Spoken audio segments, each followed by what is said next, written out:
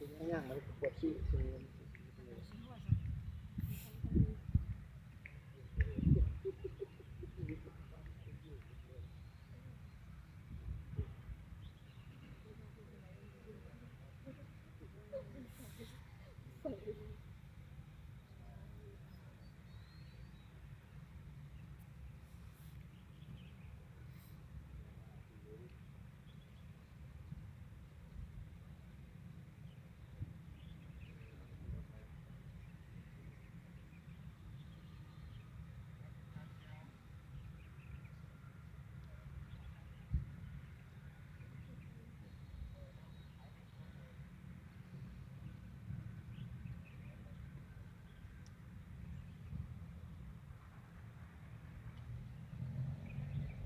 นั้นตนแรงก็ไปพูดไว้ว่า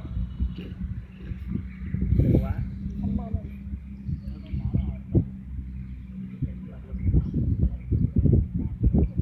กลางคืนเราต้องเอาลงมีพิธีคือเดียวเนี่ย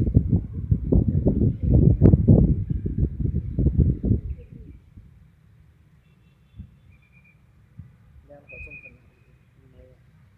คือมาแล้วเลย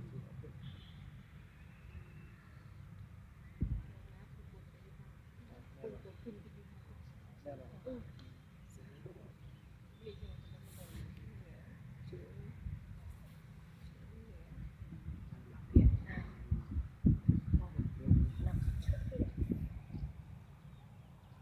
ผู้มีเขาอ่ะกินหน้าเว้ย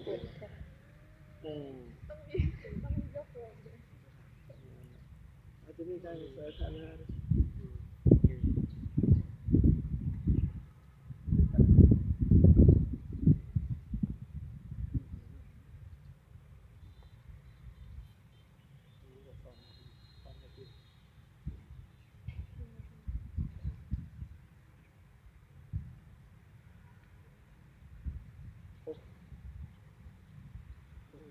sắp đến giờ cử hành lễ chào cờ,